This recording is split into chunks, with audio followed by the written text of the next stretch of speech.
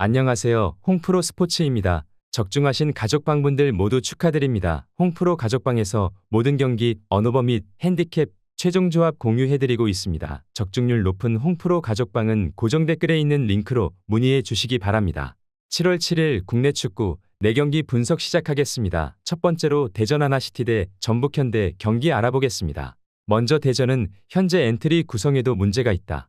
특히 공격적인 선수들이 대거 이탈하면서 아무것도 뚫지 못하는 창이라는 불명예까지 얻게 된 상황이다.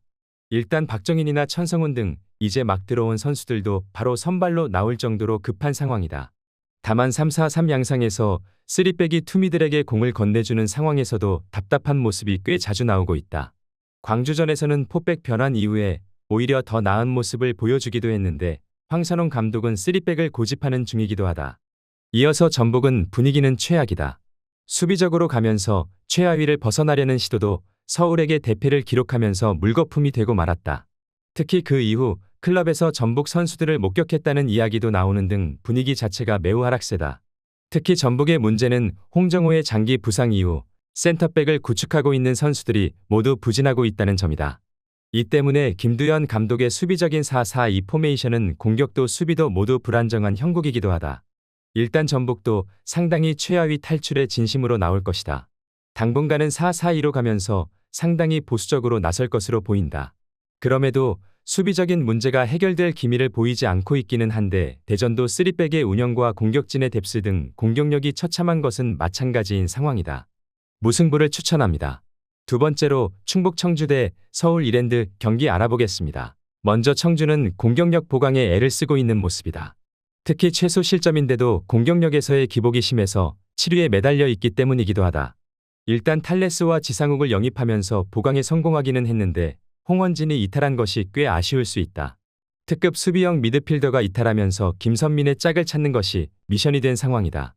김선민도 수비력이 좋기는 하지만 아무래도 작은 키라는 점에서 아쉬움이 없지는 않은 상황이다. 이어서 이랜드는 현재 역동성이 꽤 저하된 모습이다. 지난 경기에서도 역습 성향이 강한 아산을 상대로 패했다. 특히 이랜드의 문제는 팀의 강점이라고 할 수 있는 공격도 별로 터지지 못하고 있다는 점인데 최근 3연패 기간 동안 1득점에 그치고 있기도 하다. 이마저도 상대의 자책골로 들어간 것이기도 했다. 김도균 감독이 엔트리 구성을 고정적으로 가져가는 편인데 선수들이 지친 것이 아닌가 싶어 보이는 상황이다. 기본적으로 역습에 약한 이랜드고 공격력도 아주 잘 통하는 모습은 아니다. 다만 충북 청주도 홍원진의 이적으로 인해서 수비적인 중원을 구성하는 것은 숙제로 남은 상태다.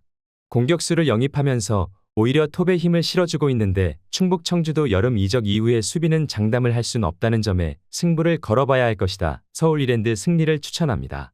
영상은 잘 보고 계신가요? 핸디, 언오버 및 최종 조합 공유받아 보실 수 있는 가족방 입장 방법 알려드리겠습니다. 첫 번째로 영상 하단에 댓글을 클릭해 주세요. 두 번째로 댓글에 링크를 클릭해 주세요. 마지막으로 채팅 참여하기 후 메시지 주시고 답장 기다려 주시면 됩니다. 나가기 하시면 가족방 입장 시켜드릴 수 없습니다. 언제든 편하게 문의 주시기 바랍니다. 세 번째로 강원FC 대 광주FC 경기 알아보겠습니다. 먼저 강원은 광주를 상대로는 약한 모습을 보인다. 강원이 상당히 공격적인 압박 플레이 스타일을 고수하는 편인데 이 때문에 상대 압박을 당기고 전진하는 광주를 상대로는 틈을 많이 내주는 것이다. 물론 양민혁과 야고의 이탈에 대비해서 이상원을 주로 하는 제로톱 전술을 준비하고 있다고는 하나 이미 올 시즌에도 2득점을 기록했지만 광주에게 패했던 경험이 있기도 하다. 이어서 광주는 크게 이기는 상황을 자주 만드는 편은 아니다.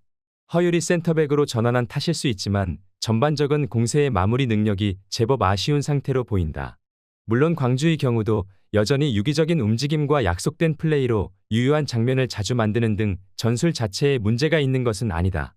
일단 광주는 상대 압박을 당기고 전진하는 것을 선호하는 편이다. 이 양상에서는 강원이 상성에서 뒤처지는 모습을 보인다. 물론 광주 입장에서도 결정력이라는 면에서 아쉬움이 없지는 않은 전력이긴 하지만 강원도 공격적인 스타일이 유지될 가능성이 높아 난전 상황에서는 광주가 유리해 보이는 게 사실이다. 광주FC 승리를 추천합니다. 네 번째로 안산 그리너스 대 전남 드래곤 경기 알아보겠습니다. 먼저 안산은 수원 삼성과 무승부를 기록했다. 하지만 골키퍼의 육탄 방어와 비매너로 보일 만큼 대놓고 시간을 끄는 모습이 보이는 등 안산이 상당히 절박해 보일 정도로 페이스를 루즈하게 가져가려고 애를 썼던 매치다. 일단 전남을 상대로는 지난 경기와 같은 모습을 바라는 것은 기적일 수 있다. 전남은 뚜렷한 주포라고 할 만한 선수가 없지만 나오는 모든 선수들이 득점력을 보여줄 수 있기 때문이다. 실제로 안산이 5골, 7골을 내주고 전남에게 크게 진 케이스도 종종 나오는 편이다.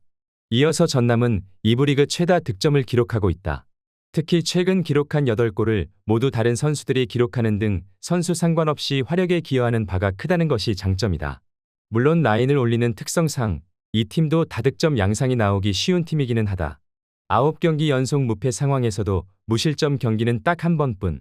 물론 그만큼 화력이 뒤따라오는 모습이니 팬들도 큰 불만은 없는 상황이다. 전남이 상당히 라인을 끌어올리고 몰아치는 상황을 만들 가능성이 높다. 높은 라인이라는 리스크로 인해서 실점 가능성이 꽤 높기는 하지만 그만큼 다양한 선수들이 득점을 기록하고 있다는 점은 상당히 긍정적인 대목이라 보고 있다. 전남 드래곤 승리를 추천합니다.